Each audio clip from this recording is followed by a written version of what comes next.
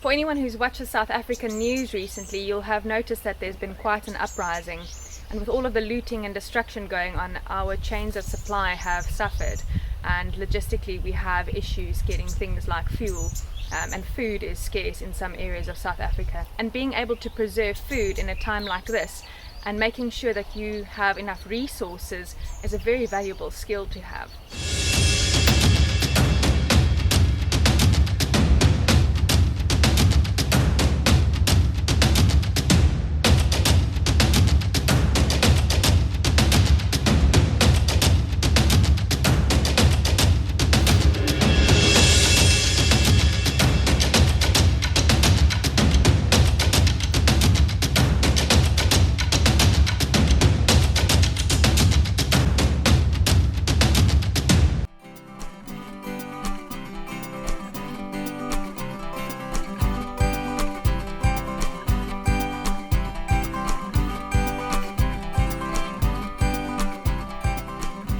For all intents and purposes, it is actually possible to dry meat and to preserve it by just hanging it up in the wild, as is done by the Hadza people of Tanzania. To this day, they still cure meat by simply hanging it up, but they don't intend to keep it for very long periods of time. They tend to eat their meat after a couple of days, so it never stays there for very long.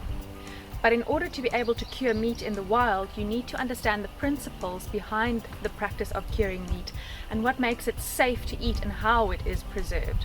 For that, I'm going to show you a traditional South African way of curing meat, and then you can go and improvise in the wild with whatever you have on hand. Principles for preserving meat include creating an environment that does not support bacterial growth. Either it's too acidic or there's too much salt. So you'll have to use whatever you've got on hand, whether it's salt that you've collected from a salt pan or distilled some seawater in order to get that salt, or you've been able to generate or make vinegar or found something that is acidic, like a citrus. It's not going to give you a very tasty result, but at least you'll be able to create an acidic environment that bacteria doesn't grow on. The other thing that you need to ensure is that there is adequate ventilation for the meat to be able to dry, and that it isn't a moist environment so the meat can't hang in the rain. And then there is of course the animals who are going to try and poach your biltong. So be wary of doing this in the wild and putting meat up to dry nearby your campsite if you don't want to invite the predators to feast with you. Full disclosure, there are much simpler ways to build a biltong box. The reason I'm doing it this way is because I have this table and I'd like to repurpose it. So I'm going to show you the process for doing that. However, if you search online, you'll find there are many other ways that you can build a biltong box. You can simply take a plastic container and repurpose that, drill some holes through it, put some dowel sticks in it, make a space for your fan and for your light to go into and for light. In order to make biltong, you want the biltong to dry out relatively slowly. So you want it to dry over a period of 3 to 6 days, depending on how wet you like the biltong. So for that reason, we need a fan in order to ventilate the meat. And previously, traditionally, biltong was originally maybe just hung from the rafters of a roof or from the roof beams of some of the other structure, like wat is er also waar weer in Engels? An ox wagon. And the voortrekkers, what they did was they hung meat to cure it from the inside of ox wagons as they traveled, because they couldn't store the meat in any other way, because before fridges were created, and so this was the way that they cured their meat. However, because of all the moisture, I've got to make a plan in order to get my meat to dry slowly. Okay, so that's why we need a bulb. Although it's not completely essential that you have a light bulb, but because it's winter at the moment and because we have wet winters in the Western Cape, I'm going to add a bulb. I'm going to add a fan so that will help me to ventilate the container or the table on the inside of what's going to be my biltong box. I need to build a door for it. And the reason why we do a box is because we want the cat and the dog to be excluded from the biltong eating process. So we don't want anything to be able to get to our biltong. If you're in the right conditions, just simply having something like netting around your biltong to make sure that the flies can't get to it should be perfectly fine. So my table has now got a stain on it, and I realized while doing this that it doesn't actually seal the wood. So I'm going to have to put a sealer over this as well, just to keep it nice, because we are expecting a bit of moisture to be released from the meat on the inside of the biltong dryer. So I'm going to go ahead and seal this. Okay, in order to wire the light that goes inside the biltong box, I have got a bulb. Should ideally not be an LED bulb, and a plug, a socket for the bulb, then a switch, some wire, and some tools that I can use to put all of this together. The idea behind the light is that it creates a little bit of heat and therefore causes airflow through the box.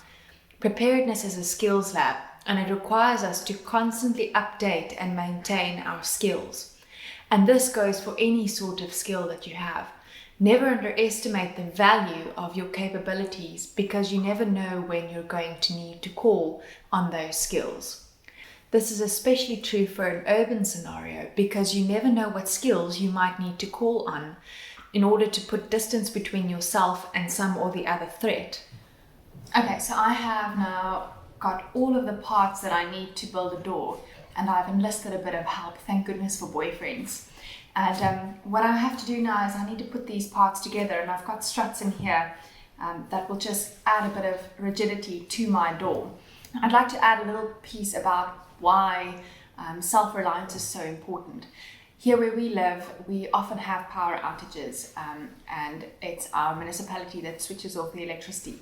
So then all of the freezers and all of the fridges defrost. And this is a great way that you can actually cure and store meat without it going off if you don't have electricity. So great suggestion, make some biltong if you're out of electricity. And then to crown everything, once electricity eventually comes back on, the water gets turned off. So self-reliance is actually quite important. And there's something to be said for being off-grid and not being dependent on municipality services. For the side panels, I'm leaving a piece open at the bottom because I need the box to be ventilated. So I've got some black mesh that I'm going to put in here that'll allow airflow to come through. And the fan over here will blow the air out again. And if you've got a bulb over here that's a non-LED bulb, it'll add a bit of heat as well, and that will add to the ventilation through the box.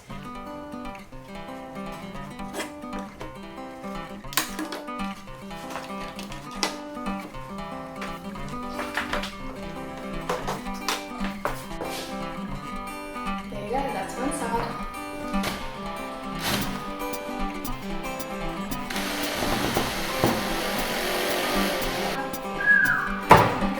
To get this fan on here, all I need to do is bolt it in, and what I've got is these bolts that I can just put in from the inside, and this is a 12 volt 0.19 amp fan.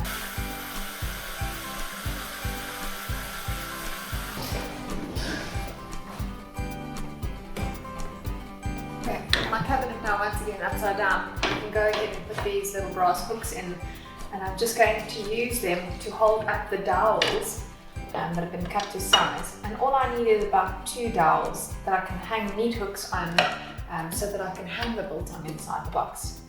So I'm just going to go ahead and use 6 of these and put my dowels up.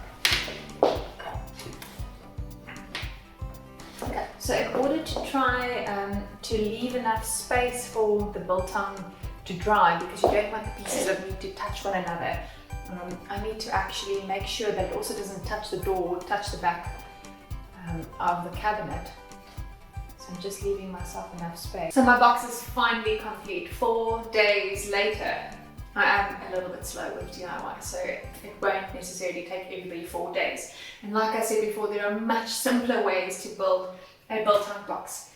And without further ado, let's see if everything switches on and works.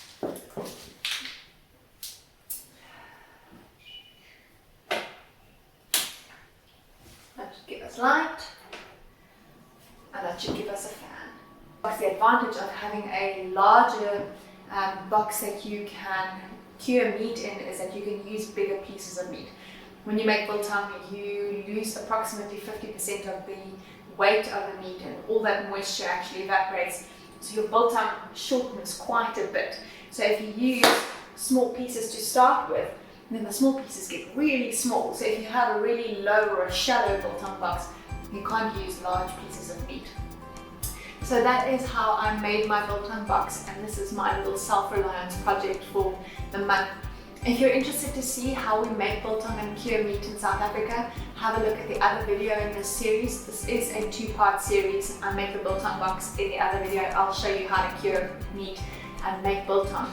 And remember to subscribe and share this video so it gets out there and others can see what we've done and we can all learn from one another. And until the next time, live ready.